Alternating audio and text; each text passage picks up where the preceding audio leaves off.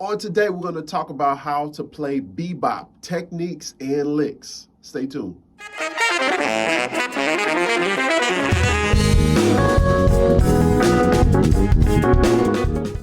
All right, what's going on? This is Quamon Fowler coming to you, the founder of Texas Tenor Academy, the place where you can get in-depth lessons, master classes, where I'm going over how to play over chord changes and shed sessions and digging deep into how to actually expand your vocabulary, more so than what you'll find on the channel. So make sure you check that out if you want to support the channel and what I'm doing here from offering free content.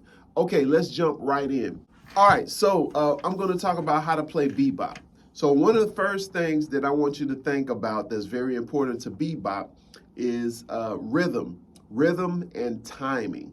And so when you think about bebop, boo ba dee da dee da dee da dee da, there's a certain rhythmic feel to it. So if we tap your foot or if you snap your fingers, that's 2 and 4. 1, 2, 3, 4. 1, 2, 3, 4. So the first thing you want to do is be able to play a scale with that swing feel. And what you'll do with your articulation is go boo da dee da dee da dee da dee da dee da dee da dee da. Get that first. You want to get the articulation first, okay? If you're on a piano or a guitar, you got to get the rhythm together in terms of how you touch each key. So do da dee da, and it's a triplet feel. Da dee da dee da dee da dee da. So your second note should be like a triplet, triplet, triplet, triplet, triplet, triplet. So I'm gonna do a C major scale concert, C major. All right. So now that's a C major scale. 1, 2, 3, 4, 5, 6, 7, 8, 7, 6, 5, 4, 3, 2, 1. But what I'm gonna do is going to show you a bebop scale, a major bebop scale. We're going to add the chromaticism on the 6th degree. So 1, 2, 3, 4, 5, and I'm gonna put the flat 13, or you can say the sharp 5. You know. All right. Now, the reason why I do that is because it adds an extra note to make it even when you play up, when you go up and come back down. So that means I can say.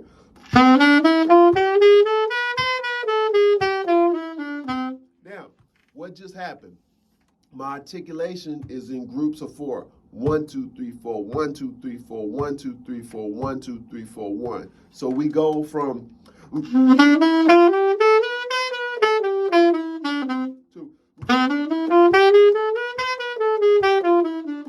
Two types of articulations, okay? Now, bebop is a combination of things. Like I say, first of all is rhythm and being able to implement some notes to make your phrase, land in the right spot in terms of the chord tone, all right? Now, that's very important. So look at what I did.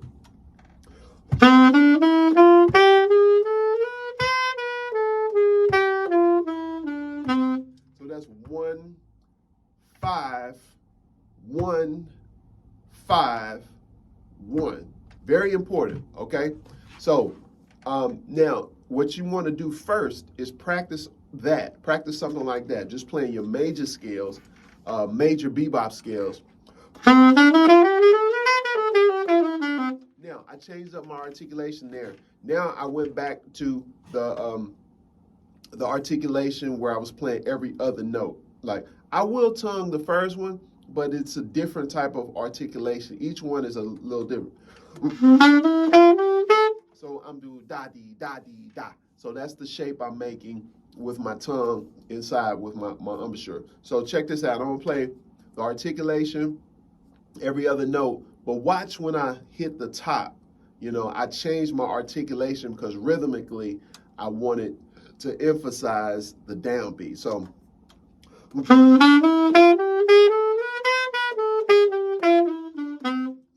I did boom ba hoo ba ba ba ba ba bop. So you got some rhythm going with your articulation. That's very important to bebop, because bebop, you'll hear the twists and the turns, and there's emphasis usually when you're turning around on the beats, on the down beats. Because let's look at now some examples. I'm gonna play something.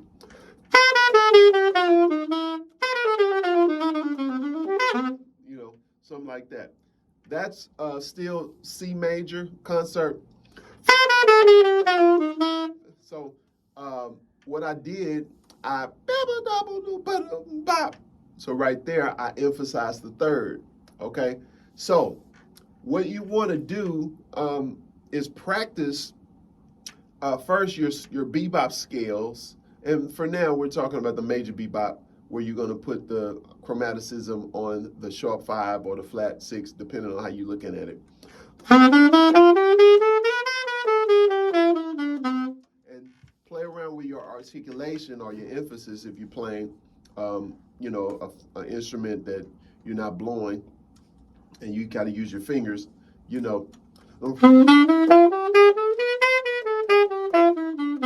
So that's what I'm doing. So if I want to play a different type of shape, I would, let's look at that. So let's do that one. That's like chromaticism.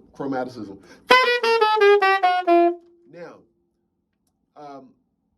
in bebop, you have what you call enclosures, and I've talked about that on other videos. I'm not going to get too much into enclosures here, but enclosures, just to give you an idea, it's like setting up the note that you want to land on.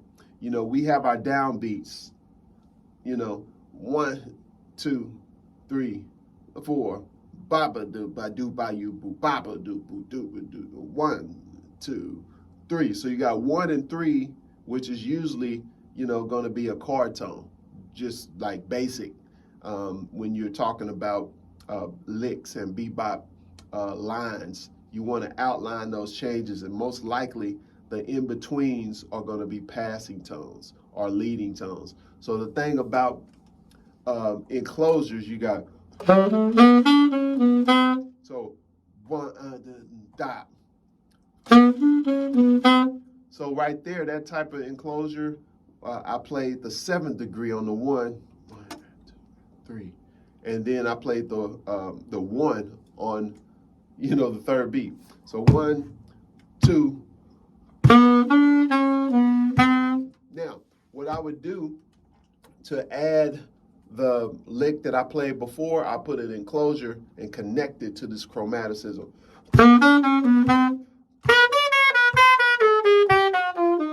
So check that out. I'm playing chord tones on the downbeats.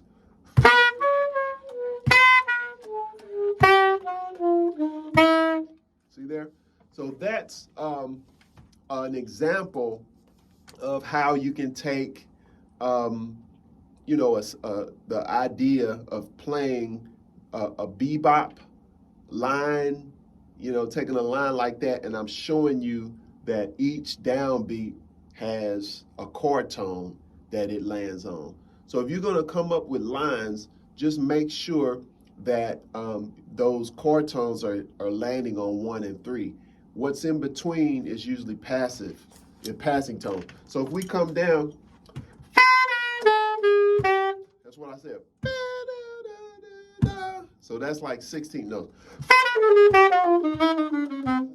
You know, 1 E and a D and a dug and a.